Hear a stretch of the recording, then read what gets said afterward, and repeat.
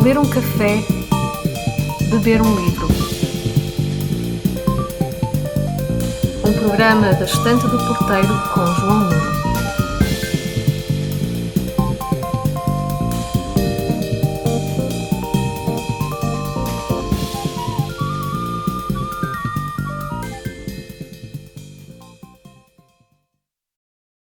Estimados ouvintes, bem-vindos ao primeiro episódio da sexta série do podcast Ler um Café, Beber um Livro, dedicado à poesia de Jorge de Sena e a duas das suas obras seminais, publicadas pela editora Assírio e Alvim, a qual agradecemos o apoio. Essas obras são Metamorfoses e Arte da Música. Ambas as obras refletem as impressões e sensações que o objeto artístico, seja uma escultura ou pintura, que repousam no museu, ou de uma peça musical, provocam no sujeito observador ou no melómano, neste caso no espírito do poeta português. Na página 11 do prefácio à Arte da Música, Jorge Vaz de Carvalho refere: a música não exprime nada senão ela mesma, o que é maneira de dizer que ela não é uma experiência análoga à das artes visuais ou da palavra, que vivem de representações significativas. Um pouco mais à frente, se a música não remete para um sentido decifrável, dispensa a icese e dá-se a pura fruição. Ou seja, o sentido tradicional de ecfrases, de diálogo entre um quadro ou uma escultura e os poemas, são particularmente significativos em Jorge de Sena. No entanto, vai muito para além de uma mera representação escrita do que se vê. Há uma densidade emocional e sensorial que só os grandes poetas conseguem transmitir.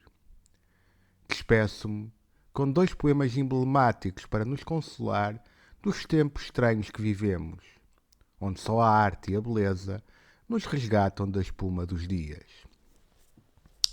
O primeiro poema está em Metamorfoses, na página 103, e é baseado no 3 de maio de 1888, quadro de Goya, que está no Museu do Prado.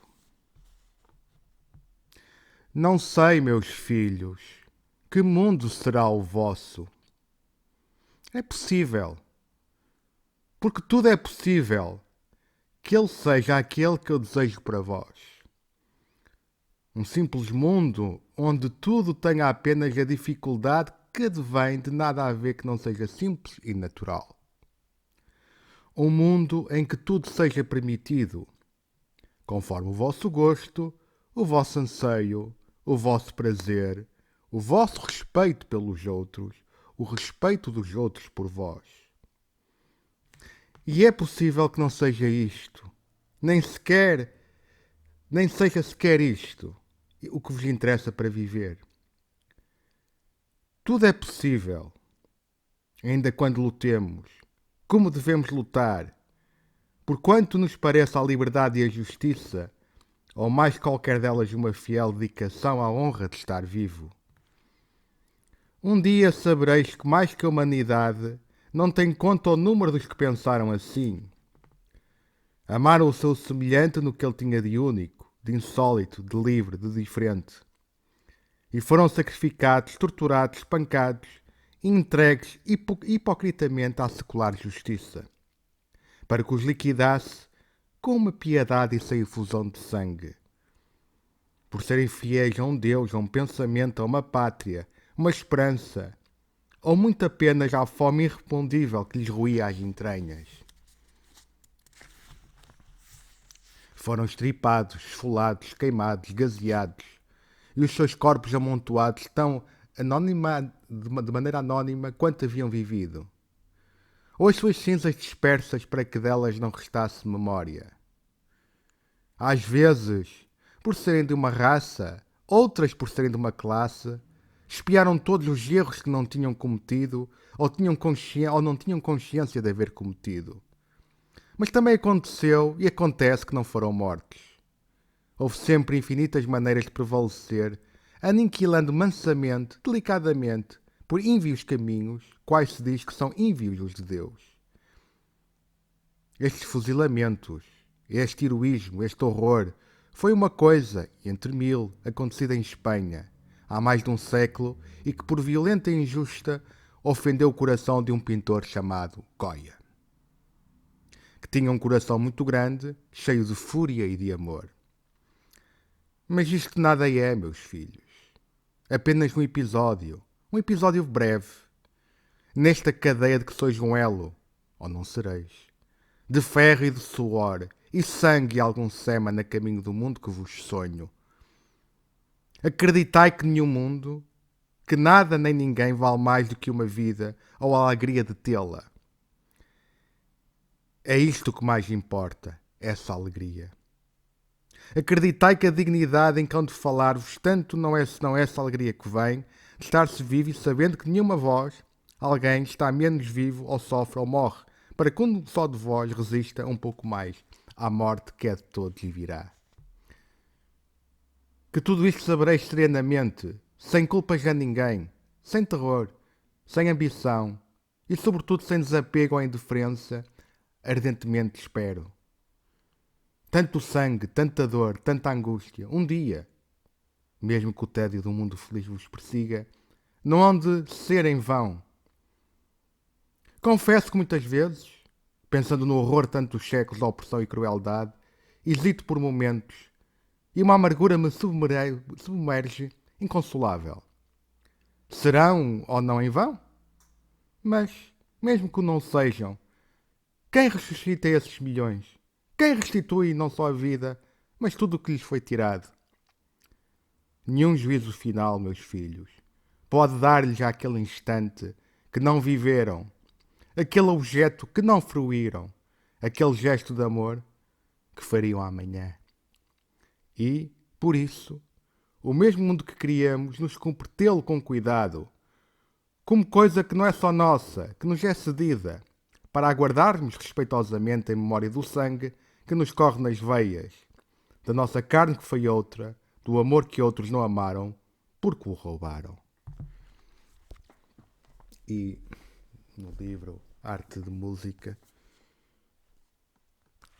o poema Bach, Variações Goldenberg. A propósito, aconselho o concerto do Glenn Gould, em que ele magistralmente interpreta Bach e estas variações de Goldenberg. A música é só música, eu sei. Não há outros termos em que falar dela, a não ser que ela mesma seja menos que si mesma. Mas o caso é que falar de música em tais termos é como descrever um quadro em cores e formas e volumes, sem mostrá-lo ou sem sequer havê-lo visto alguma vez. Vejámo-lo, bem sei, calados, vendo. E se a música for música, ouçámo-la e mais nada. No entanto, nenhum silêncio recolhido nos persiste além de alguns minutos. E não dura na memória como silêncio. Ou, se dura, esse silêncio se cala a própria música que adora. Porque a música não é silêncio, mas o silêncio o que anuncia ou pronuncia o som e o ritmo.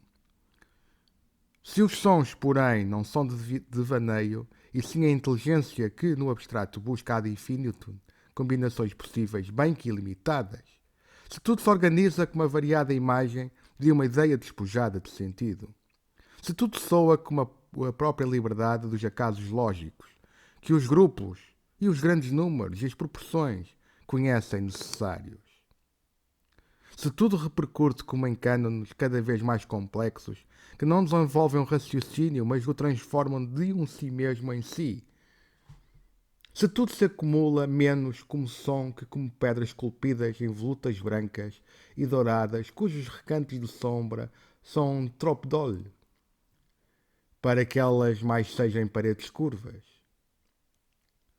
Se uma alegria é a força de viver e de inventar e de bater nas teclas em cascatas de ordem, e se tudo existiu na música para tal triunfo, e dele descendo tudo o que de arquitetura possa existir em notas sem sentido, como não proclamar que essa grandeza imensa não se comove com íntimos segredos? Mesmo implica que não haja segredo em nada que se faça, a não ser o espanto de fazer-se aquilo. é que é como que uma cúpula de som dentro da qual possamos ter consciência de que o homem é, por vezes, maior do que si mesmo. E que nada no mundo, ainda que volte ao tema inicial, repete o que foi proposto como tema para se transformar no tempo que contém. Quando, no fim, aquele tema torna não é para encerrar num círculo fechado modas, mas para colocar-nos ante a lucidez do que não há regresso após tanta invenção. Nem a música, nem nós somos os mesmos já. Não porque o tempo passe ou porque a cúpula se erga para sempre entre nós e nós próprios. Não. Mas sim porque o virtual de um pensamento se tornou ali uma evidência. Se tornou concreto. Um concreto de coisas exteriores. E o espanto é esse. Igual ao que de abstrato têm as interiores, que o sejam.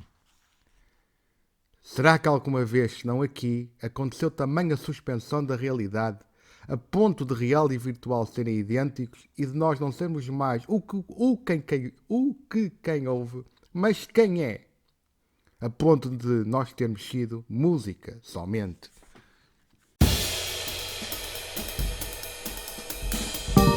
Ler um café, beber um livro. Um programa da Estante do Porteiro com João Nuno.